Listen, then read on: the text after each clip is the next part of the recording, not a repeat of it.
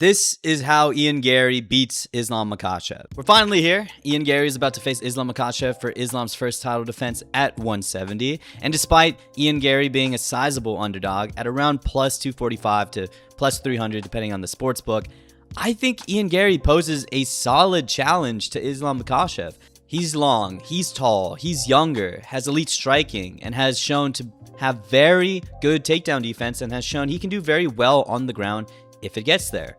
Like all of these videos, I'm not necessarily picking the underdog here.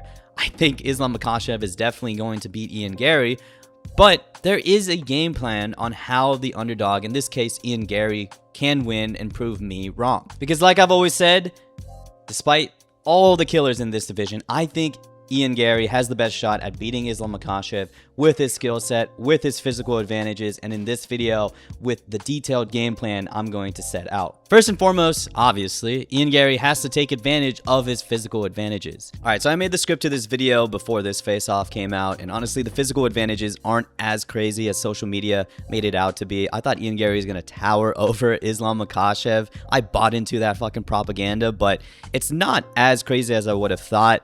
Maybe Islam Makhachev is on some thicker soles, but still, Ian Garry, even though there is not that crazy of a size advantage, is taller, technically on paper by 5 inches, is longer by 4 inches, and has an 1.5 inch leg reach advantage, which is very important as well. Given all these physical attributes, Ian Garry has to exploit the hell out of this opportunity. He needs to strike long, which of course means jabs, long 1-2s, leg kicks to keep distance, oblique kicks to stifle forward pressure, and just in general use his long striking tools. He was doing this a lot to Belal Muhammad as he was coming in and putting weight on that front leg to drop and shoot, and even though Shavkat is roughly the same size as Ian Garry, the oblique kick was an effective kick to throw at guys clearly trying to close distance and shoot, and possibly this led to Shavkat just being out of the game entirely.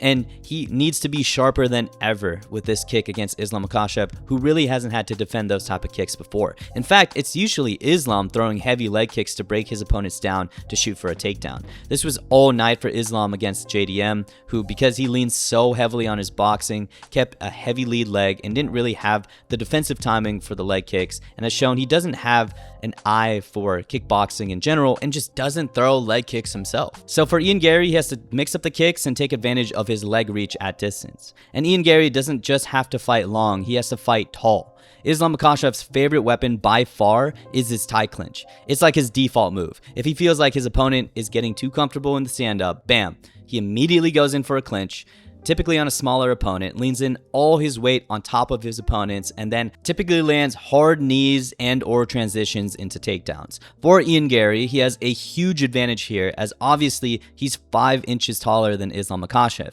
If he stays tall and keeps that neck up, it's going to be very difficult for Islam Makhachev to use his favorite weapon effectively. So obviously, Ian Garry is going to have a huge advantage striking at distance. We knew this, Islam Makhachev knows this, Ian Garry knows this, but the more important question is, how is Ian Garry going to deal with Islam Makhachev's grappling? That's the big question here.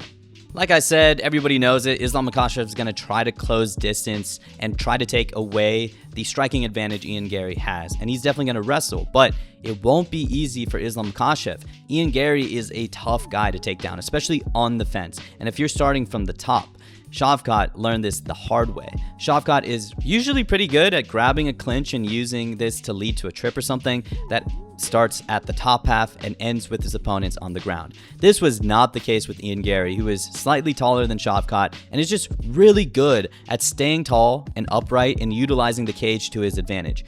I mean, look at this perfect sequence here. Shavkat gets the double underhooks against Ian Garry, which in most cases is game over, but Ian is so good at assessing weight distribution and momentum to keep tall and upright. It wasn't until Shavkat switched to blasting towards the legs and started his takedown from the bottom half that he saw success.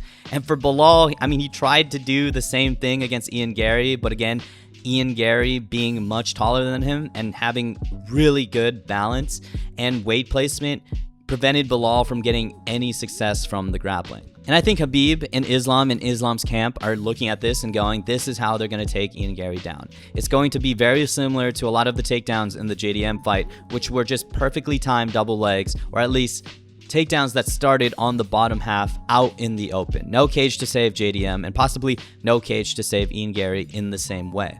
So for Ian Garry, he has to counter that counter to his takedown defense. Since Islam is going to try to take down Ian in the open, he has to keep his hips back in anticipation for a takedown so that he can sprawl quicker. He actually already did this against Bilal very well, but the most brutal example of how effective this can be was also in the same division when Michael Morales kept his hips back against the way smaller Sean Brady, and with his reach, he just kept launching long weapons to run over Sean Brady and not even let him come close to getting a takedown. I can see Ian Garry keeping his hips back, launching a jab, launching an oblique kick, and just keeping Islam Makhachev at distance and keeping his hips so far back that Islam can't grab him. And I know I've been talking about this fight staying in the middle because that's kind of what they tell strikers that are dealing with grapplers moving forward, but I kind of like Ian Garry putting his back against the cage and moving laterally. In the open, Islam's going to try to blast a double or something to try to time Ian Garry to get him down in the open away from the cage, but again, Ian's best anti-wrestling comes from the fence. Like we've seen from the Bilal and Shavkat fights, he's literally impossible to take down with his back against the fence. So if Islam is going to try to find something in the middle of the octagon, might as well get to the fence and move laterally. He kind of already did this against Bilal and moved beautifully here in this sequence, even timing Bilal's strikes to reverse him. I could see Islam instinctually trying to shoot once he thinks Ian Garry is backed up to the cage for the takedown, but running into the same problem everyone has had with Ian Garry on the fence, which is his length, his height, his balance, and his ability to stay upright, masterfully utilizing the fence to keep the fight standing. And I think the lateral movement is going to be a lot for Islam Makhachev. Islam, being the smaller guy and the grappler, is 100% going to be walking forward to close distance pretty much the entire fight. And so moving side to side, gliding on the fence, using it to Ian Garry's advantage is going to be big for him. But Islam Makhachev is Islam Makhachev. He is one of the greatest grapplers of all time, if not the greatest. So I think no matter how well Ian Garry tries to defend against his takedowns, this fight's going to end up on the ground. So how does Ian Garry go from there? Islam Makhachev has amazing top pressure and just simply insane control. Sure, it was boring, but he nullified JDM the entire fight, not letting him even move from this position when he got taken down. Against Dustin Poirier in the first round, Dustin tried to scramble, but Islam's ability to be one step ahead and eventually get Dustin's back was superb. In both cases, Islam had the upper hand because he would threaten a submission, which would force JDM or Dustin to defend, which kept them down. And he'll just keep spamming threat into control into threat for the entire round, forcing JDM or Dustin to relinquish the round. Ian cannot do this, and I think he has the tools to prevent this from happening. He has very, very active jiu-jitsu from the bottom, as he is now in Charles Oliveira's camp. Of course, his jiu-jitsu was good enough to turn the tables on a very good sambo fighter in Shavkat and get his back. Ian cannot relinquish the position, let alone the round, against Islam, or he's just going to get stuffed. He has to be actively threatening submissions from the bottom, being active in transitions in general, moving to the cage if he isn't there already, and just being a nuisance that other Islam opponents really haven't shown in the past from the bottom. Islam is just so used to having it his way from the top, so showing him a different active look from the bottom is going to be a very different look from what he normally sees. Okay, but realistically, how is this fight going to go? Even though Ian Garry presents a lot of challenges, a lot of physical advantages, and is very skilled himself, I think Islam Makhachev's greatness is going to come through in this fight. He's very big now at 170. The size advantage isn't as crazy as we would have thought. And I think his strength and his timing and his game plan with Khabib Nurmagomedov is going to be too much for Ian Garry. Ian's going to stuff a lot of takedowns. I think he's going to impress us with his takedown defense, but no one can be perfect against Islam Makhachev.